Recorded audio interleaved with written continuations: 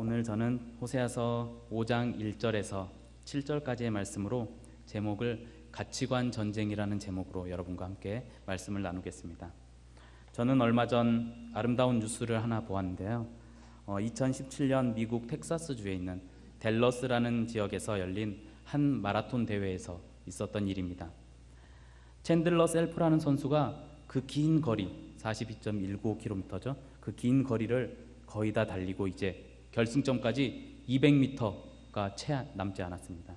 그렇게 200m가 채 남지 않은 거리에서 이제 곧 있으면 결승점을 통과하면 1등의 명예를 얻게 되는 그러한 순간을 맞이하고 있죠.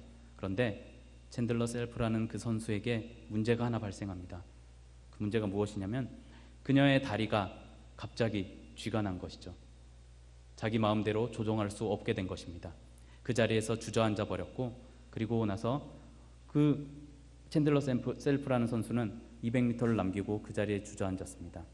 또 당사자도, 거기에서 지켜보는 모든 사람들도 이제는 1등은 물 건너갔구나, 이런 생각을 하게 되었습니다.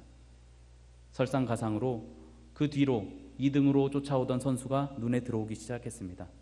사람들은 이제 저 뒤에 들어오는 선수가 1등으로 들어가서 마라톤이 그렇게 끝나게 되겠구나, 다들 이렇게 예상하고 있었죠. 그런데 갑자기 이상한 일이 생기고 말았습니다. 2등으로 달리던 그 선수가 당연히 지나쳐 가야 할 그 자리에서 갑자기 멈춰선 것입니다. 원래 1등으로 달리던 그 셀프 옆으로 다가가서 그녀를 부축하여 일으켜 세우는 것이죠.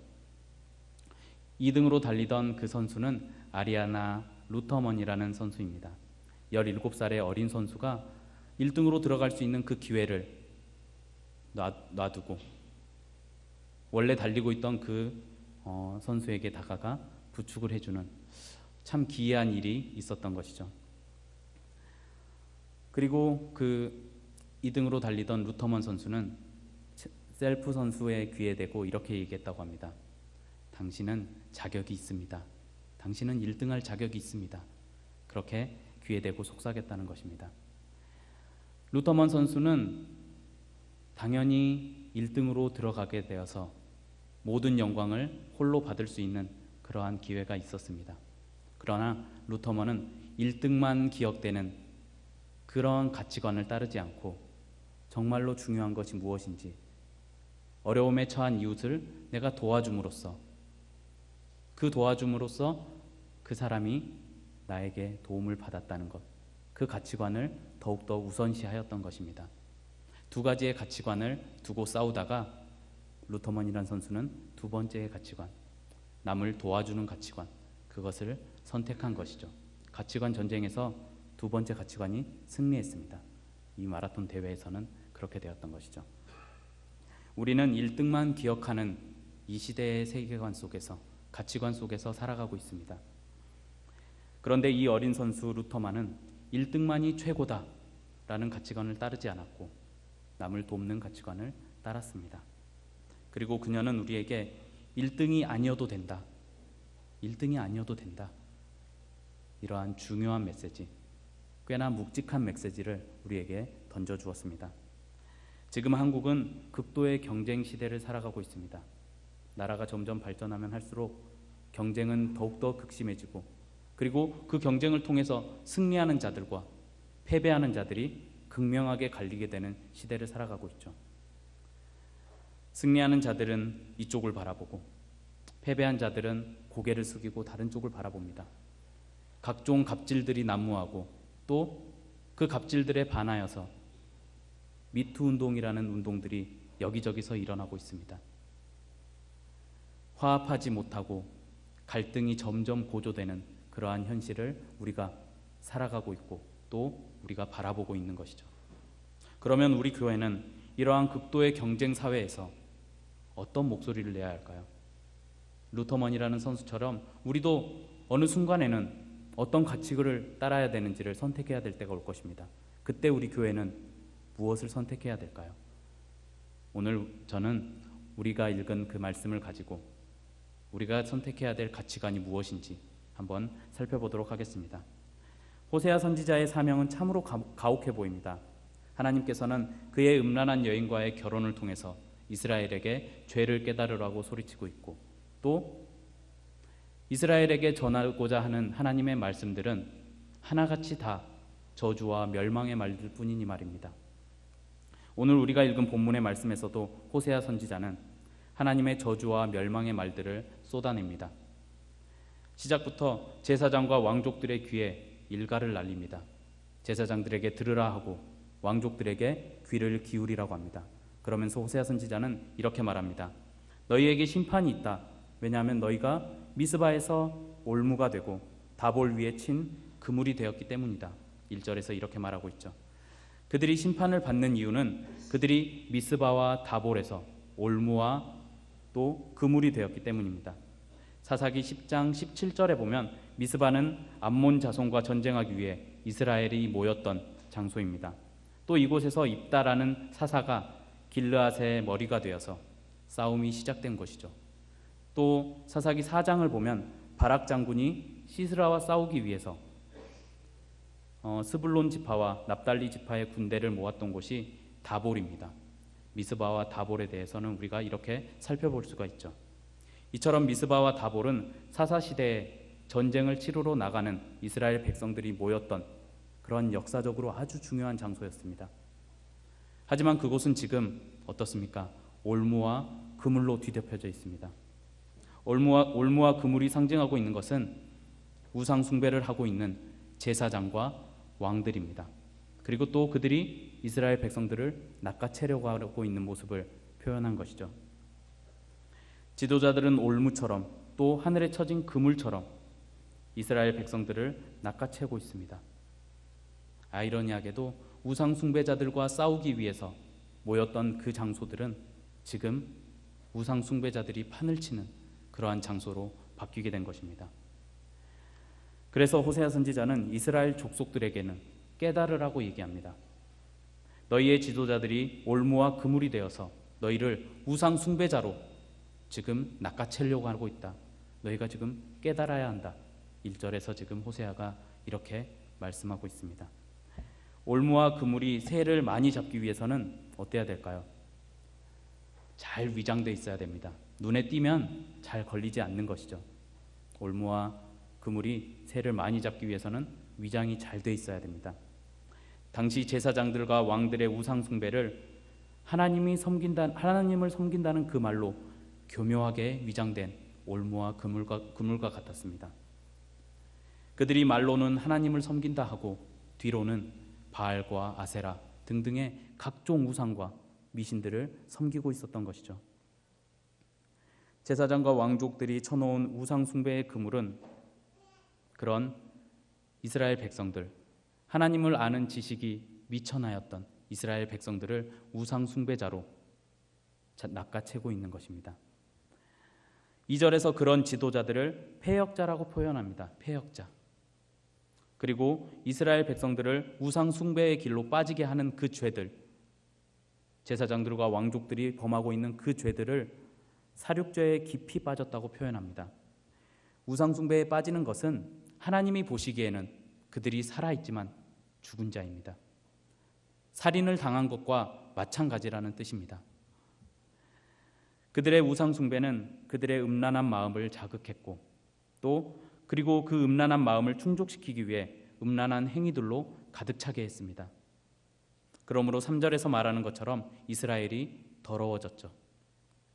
올무와 그물로 잡은 새들을 새장에 가둬놓는 것처럼 지도자들은 백성들을 우상 숭배자로 가둬놓으려고 합니다. 그에 합당한 방법이 무엇이었냐면 그들을 가둬놓는 방법은 음란한 행위였습니다. 음란한 행위. 우상 숭배의 음란한 행위들은 죄인들의 속에 있는 음란한 마음을 충분히 만족시킵니다. 4절의 말씀처럼 음란한 행위를 한번 맛본 그러한 그들은 다시 하나님에게 돌아가고 싶은 마음을 송두리째 빼앗겨 버린 것이죠. 우상 숭배의 쾌락적이고 음란한 행위가 이렇게 그들을 답답한 세장 속에서 머물게 하면서도 그들이 떠나고 싶어하는 마음을 들지 않게끔 만들어 버린 것입니다. 우상 숭배는 음란한 행위들과 함께 이루어지면서 그것의 파괴력이 엄청나게 극대화된 것이죠. 이스라엘의 지도자들이 쳐놓은 우상 숭배라는 올무와 그물이 잘 위장되어 있었습니다. 쉽게 발견하지 못하였습니다. 그래서 백성들이 날마다 넘어지고 있었습니다. 그런데 그렇게 잘 위장된 올무와 그물도 속일 수 없는 분이 한 분 계십니다. 그분이 바로 여호와 하나님이십니다. 그분은 사람의 마음을, 그 중심을 꿰뚫어 보고 계시는 분입니다. 하나님을 섬긴다고 거짓으로 섬기고 있어도 그 마음속에 우상으로 가득 차 있는 것을 하나님께서는 아시는 것이죠. 히브리서 4장 13절에 보면 그러한 하나님에 대해서 이렇게 말해줍니다. 지으신 것이 하나도 그 앞에 나타나지 않음이 없고 우리의 결산을 받으실 이의 눈앞에 만물이 벌거벗은 것 같이 드러나느니라. 아멘. 이 말씀처럼 호세아 선지자도 3절에서 하나님께서는 다 알고 계시며 또 이스라엘이 하나님께 숨기지 못한다고 말씀합니다. 그리고 5절에서 그들의 음행은 교만이 되어서 그들의 얼굴에 드러난다고 이렇게 얘기해 주는 것이죠. 그들의 우상 숭배가 교만이 될 수 있었던 이유가 있었습니다. 우리가 이미 전에 한번 제가 말씀드린 바가 있었는데 당시 여로보암 2세 때 이스라엘은 전에 없던 부귀를 누리고 있었습니다. 그리고 그 부귀는 하나님을 섬김으로 받은 것이 아니라 우상 숭배를 통해서 그들이 획득한 부귀입니다. 자연히 그들은 그들의 부귀의 출처를 우상에게서 찾았습니다. 우상을 숭배하는 제단에는 날마다 제물들이 넘쳐났고 또 그 제사장들과 왕족들은 그 넘치는 제물로 인해서 엄청난 부를 획득하게 된 것이죠.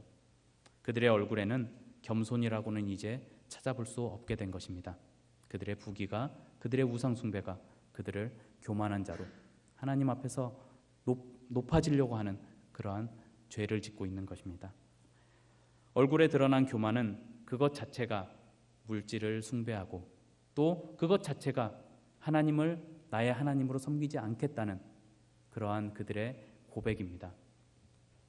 그러한 죄악을 그들의 얼굴을 통해서 드러내 보이고 있는 것이죠. 그 죄악 가운데 완전히 넘어진 자들이 하나님을 찾아갑니다. 많은 양떼를 가지고 하나님을 섬긴다고 찾아갑니다. 많은 소떼를 가지고 하나님을 섬긴다고 찾아갑니다. 그러나 그들은 결코 하나님을 만날 수 없을 것입니다. 왜냐하면 하나님이 이미 그들을 떠나셨기 때문이죠. 교만한 그들은 이제 7절의 말씀처럼 여호와께 정조를 지킬 필요가 없습니다. 왜냐하면 그들에게는 부귀영화를 가져다주는 우상숭배, 그것이 새로운 남편이 되어서 그들과 같이 살고 있기 때문이죠. 하나님을 섬기는 것은 쉬운 일이 아니었습니다. 이것저것 규제하는 것이 많았고 또 지켜야 되는 절기들이 굉장히 많았고 또한 음란한 행위들, 그러한 것들을 하나님께서는 철저히 금지시키셨습니다. 그러니 이스라엘 입장에서는 자기 마음에 드는 그러한 행위들을 적극적으로 찬성하고 독려해주는 우상숭배에 깊이 빠져 있는 것이죠. 이스라엘은 더 이상 하나님께로 돌아가고 싶은, 하나님과 함께 살아가려고 하는 정조를 지키지 않습니다. 그러므로 새 달이 그들과 또 그들에게 주어진 기업을 함께 삼키리라고 7절에 다시 말해줍니다. 호세아는 이렇게 경고하고 있습니다. 새 달이라는 것은 이스라엘의 각종 절기들을 의미합니다. 유월절, 무교절, 이러한 절기들을 새 달이라고 표현하고 있는 것이죠. 그 절기들이 우상 숭배로 더럽혀졌습니다. 그리고 더럽혀진 그 우상 숭배는, 그 절기들은 이스라엘과 그들의 기업을 다 한꺼번에 삼키리라고 얘기해주고 있는 것입니다. 우상 숭배로 인해서 이스라엘의 완전한 멸망이 선포되고 있는 것이죠. 우리를 망하게 하려고 우리를 찾아오는 우상은 그 시대마다 각기 다른 모습을 하고 우리를 찾아옵니다. 그리고 우리를 공격하여 넘어뜨리려고 하는 것이죠. 미국의 존 메가더 목사님은 복음을 부끄러워하는 교회라는 책에서, 그 서문에서 이렇게 말했습니다. 그 부분을 제가 한번 읽어보겠습니다. 1993년에 이르자 세계는 냉전 시대의 가치들을 단호하게 폐기하였다. 우리는 부모 세대가 지켜왔던 현대성 개념이 백미러 속에서 급히 사라져가는 것을 보았다. 포스트 모더니즘이라는 말이 여기저기서 사용되기 시작했다. 대부분의 사람들이 자각하기도 전에 우리는 현대 시대의 종말을 목격했고, 포스트 모던의 가치들은 진리에 대한 사고방식을 완전히 바꿔버렸다. 존 메가더 목사님은 포스트 모더니즘이라는 사상이 급속도로 퍼지기 시작한 시기를 1993년이라고 보았습니다. 사실 그 전에도 이 사상이 없었던 것은 아니지만 1993년 그때쯤에 급속도로 퍼지기 시작했다는 것이죠. 포스트 모더니즘이라는 사상을 쉽게 표현하면 내가 주장하는 것도 맞고 당신이 주장하는 것도 맞습니다. 우리가 서로 주장하는 것이 다 맞으니까 서로 싸우지 말고 서로 존중해주면서 그렇게 서로를 인정한다면 세상이 더 행복하게 될 것입니다 라는, 우리가 듣기에 아주 좋게 들리는 그러한 사상입니다. 이 포스트 모더니즘의 급속한 유행이 있은 지 올해로 25년이 되었습니다. 짧지 않은 긴 시간 동안 포스트 모더니즘은 우리의 삶 속에 깊숙이 침투해 왔습니다. 얼마 전 저는 청소년부 학생들을 데리고 수련회를 했습니다. 주제는 기독교 세계관과 동성애에 관한 내용이었습니다. 참석한 아이들에게 간단한 조사를 실시했습니다. 들어오는 입구에 표를 만들어 놓고 이렇게 질문을 써냈습니다. 동성애는 진짜 사랑인가요? 라는 질문을 그곳에 써놓고 그렇다 또는 아니다 또는 모르겠다라는 3개의 선택지를 주고 답변을 하도록 그렇게 조사를 실시했습니다. 사실 작년 여름 수련회 때 동성애에 관한 강의를 들었다고 제가 얘기를 들었습니다. 그래서 내심 속으로 그래도 아니다라고 답을 많이 쓰겠지라고 기대를 했습니다. 그런데 조사를 다 마치고 제가 그 결과를 받아봤을 때 저의 예상과는 많이 다른 결과를 볼 수 있었습니다. 동성애가 진짜 사랑인가라는 질문에 참석한 아이들 중에 10명이 그렇게 조사에 참여해 주었습니다. 10명 중에 8명이 동성애가 진짜 사랑이다 라는 답변에 그렇다라고 답을 해줬습니다. 그리고 2명이 아니다 라는 답을 내놓았습니다. 조금 당황스러웠습니다. 제가 지금 여기서 갑자기 동성애에 대해서 말씀을 드리는 이유는 바로 1993년 그때 급속도로 퍼지기 시작한 이 사상, 포스트 모던이라는 이 사상이 동성애가 진짜 사랑이다 라는 이 답변을 만드는데 굉장히 큰 공을 세웠기 때문입니다. 우리 학생들은 지금 포스트 모더니즘의 사상체계 속에서 교육을 받아가고 있습니다. 다른 것이 틀린 것은 아니다. 그럴듯한 말입니다.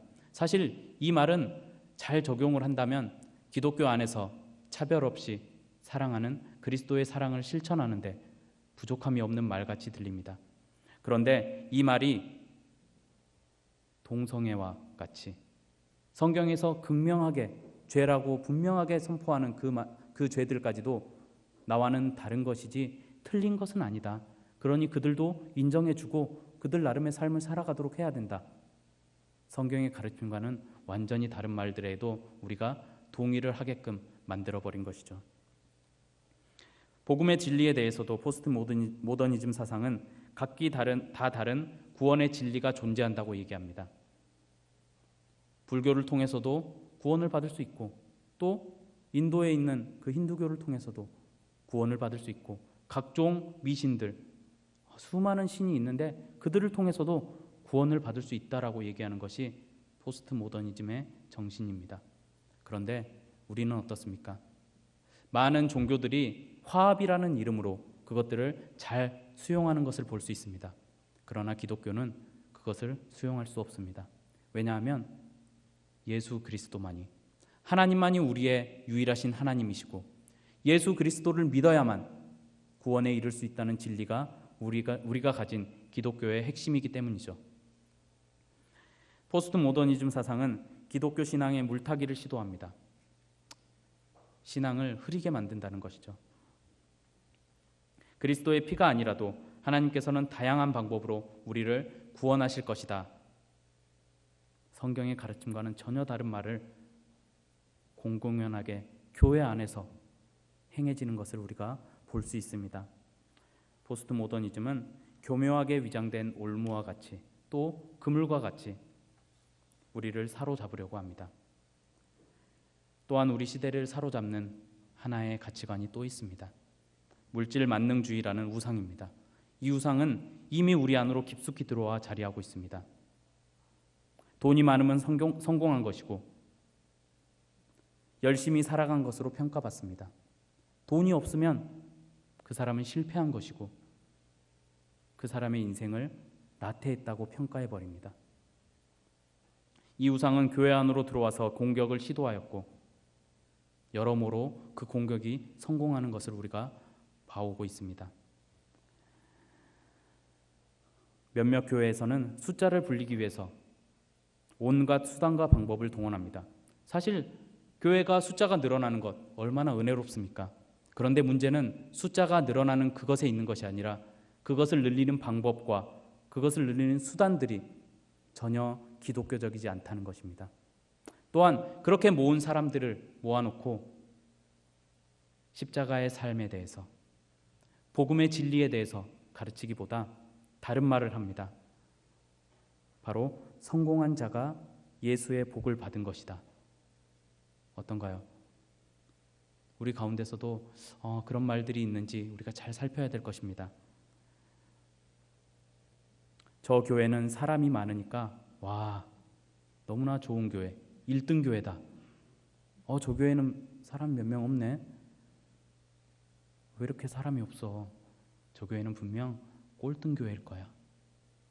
세상의 가치관으로 교회를 판단해버리는 것입니다.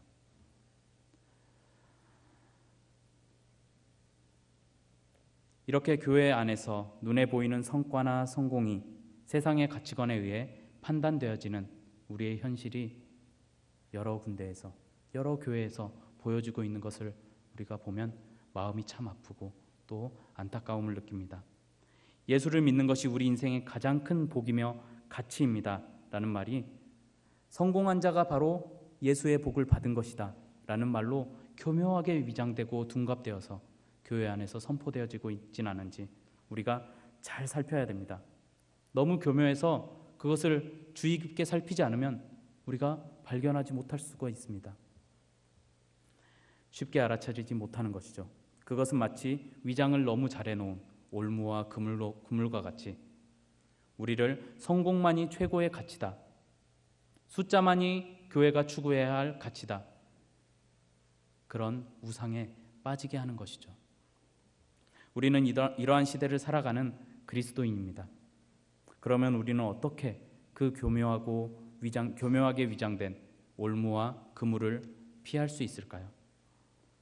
5장 1절에서 호세아 선지자가 이스라엘 백성들에게 깨달으라고 한 것처럼 우리 시대를 향해서 깨달으라고 소리쳐야 됩니다. 무엇을 깨닫습니까? 바로 우리 시대를 사로잡고 있는 포스트 모더니즘이 진리를 왜곡하고 있음을 깨닫고 또 물질 만능주의, 1등만이 최고라는 그 우상을 섬기고 있는 우리 시대를 극도의 경쟁 사회로 나아가고 있다는 사실을 깨달아야 하는 것이죠. 앞서 말한 대로 포스트 모더니즘과 물질 만능주의는 교묘하게 위장하여서 우리 앞에 숨겨져 있는 올무와 그물입니다.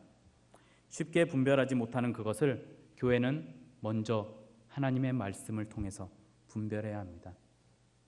그리고 먼저 분별하여서 그 올무와 그물에 걸리면 올무와 그물에 걸리면 너희가 죽는다, 이렇게 소리치고 외쳐야 되는 것입니다.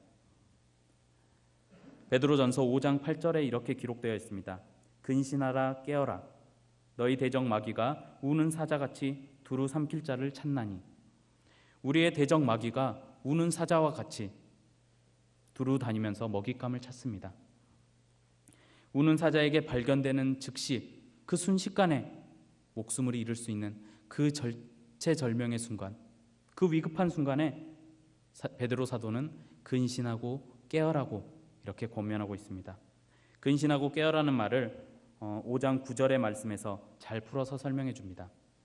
너희는 믿음을 굳건하게 하여 그를 대적하라. 이는 세상에 있는 너희 형제들도 동일한 고난을 당하는 줄 알미라. 근신하고 깨어있는 것은 믿음 안에 굳건하여지는 것입니다.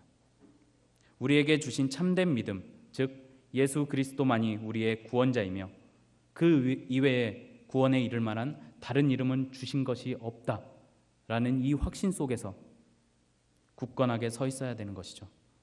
그래야만 우리는 거짓된 마귀의 가르침을 분별할 수 있습니다. 그리고 가짜를 구별하였다면, 진짜를 알았으니 또 가짜를 구별하였으니 그 가짜가 우리의 생명을 위협하고 있다는 것을 알았으니 우리는 어떻게 해야 됩니까? 그 가짜에 대해서 대적하여야 됩니다. 대적하여 전쟁을 선포해야 되는 것이죠. 이 전쟁이 바로 제가 오늘 말씀의 제목으로 삼은 가치관 전쟁입니다. 그 싸움은 분명히 고난을 동반할 것입니다. 세상은 예수를 믿는 것만이 구원을 얻는다라는 말에, 우리의 이런 말에 다르게 반응합니다. 그들은 우리에게 이렇게 말할지 모릅니다. 너희는 너무 고집불통이다. 너희는 너무 배타적이다. 심지어 그들은 우리에게 이렇게 말하기까지 합니다. 너희는 용서와 사랑도 없는 정말 냉혈한 같은 사람들이구나. 이렇게 말할지도 모르겠습니다. 그 반응은 말로만 끝나지 않습니다. 차별금지법이라는 법이 통과된 미국의 어느 한 거리에서 동성애가 죄이다, 동성애가 나쁜 것이다, 사람의 건강을 해치고 하나님의 말씀을 어기는 죄다라고 선포한 목사님이 있습니다. 그 목사님이 오히려 경찰에게 끌려가는 일이 있었습니다. 또한 영국에서는 한 판사님이 있었는데 동성애가 죄다라는 것을 판결하였습니다. 그 결과 그 판사는 25년간의 판사 생활을 내려놓고 그것을 반납해야만 했습니다. 과거에 기독교가 사회와 문화를 이끌어가던 시대가 있었습니다. 그런데 이제는 세상이 기독교의 가치관을 배격하고 있습니다. 필연적으로 그리스도인들은 고난을 받을 수밖에 없게 된 것이죠. 다시 말해서 우리가 복음의 진리를 지키기 위해서는 고난을 참아내고 또 희생을 감내해야만 되는 상황이 우리 앞에 펼쳐져 있는 것이죠. 어떤 이들은 이렇게 말하기도 합니다. 우리가 조금만 양보하자. 이것은 기독교 내에서 일어나고 있는 말들입니다. 우리가 조금만 양보하고 그들과 화평하게 지낸다면 모든 것이 다 좋지 않겠느냐. 우리가 감당해야 할 그 희생을 감당하지 않아도 되지 않겠느냐. 이렇게 말하는 사람들도 있습니다. 그러면 우리는 그 말을 듣고 다시 이렇게 그에게 물어야 될 것입니다. 당신은 희생이 없는 기독교를 얘기하고 있군요. 그렇다면 그리스도께서 희생 없이 여러분들을 구원하셨습니까? 라고 되물어봐야 될 것입니다. 디모데후서 2장 3절과 4절에서 바울은 자신의 제자 디모데에게 이렇게 말합니다. 너는 그리스도 예수의 좋은 병사로 나와 함께 고난을 받으라. 병사로 복무하는 자는 자기 생활에 얽매이는 자가 하나도 없나니 이는 병사로 모집한 자를 기쁘게 하려 함이라. 그리스도 예수의 좋은 병사는 그리스도의 이름을 위하여 세상이 주는 핍박과 고난에 무릎 꿇지 않습니다. 오히려 그 고난들 속에서도 우리를 병사로 부르신 그리스도의 이름과 그의 가치관을 소리치는 자들입니다. 예수 그리스도께서는 우리 대신에 고난을 받으셨습니다. 그리하여 우리를 구원에 이르게 하셨죠. 우리가 받는 고난은 우리를 구원하는 그런 고난은 아닙니다. 우리에게 주어지는 고난은 그 고난들을 견딤으로 우리를 구원하신 예수 그리스도를 증명하는 삶이 되는 것입니다. 우리가 고난을 통해 예수를 증거하는 그러한 증인인 것이죠. 1등만이 살아남는 경쟁 사회 속에서 우리는 재물과 성공이 우리를 구원하는 것이 아니라 예수 그리스도만이 우리를 구원한다는 그 진리를 소리 높여 외쳐야 합니다. 진리가 하나가 아니라 여러 개가 있다는 포스트 모더니즘의 그 사상에 대해서도 진리는 오직 예수 그리스도뿐임을 외쳐야 됩니다. 쉽지 않을 것입니다. 앞으로 더욱더 어려워질 것입니다. 그러나 우리는 이 진리를 아는 자로서 마땅히 소리쳐야 되는 하나님의 명령을 받은 자들입니다. 그것이 오늘 말씀 중 7절에서 이스라엘이 지키지 못했던 그 정조를 지키는 것입니다. 그리고 그 정조를 지킴으로 우리의 후손은 사생아가 아니라, 하나님을 모르는 사생아가 아니라 하나님을 아는 하나님의 자녀가 되고 그 자녀로서 받는 상급들, 많은 복들을 누리게 될 것입니다. 저와 여러분이 이 선한 싸움 다 싸우고 의의 면류관을 받아 쓰는 그날까지 우리 하나님께서 선포하신 진리를 우리의 목소리에 실어 담을 때 그 목소리에 힘이 떨어지지 않게 해주시기를 간절히 소원하고 또 바랍니다.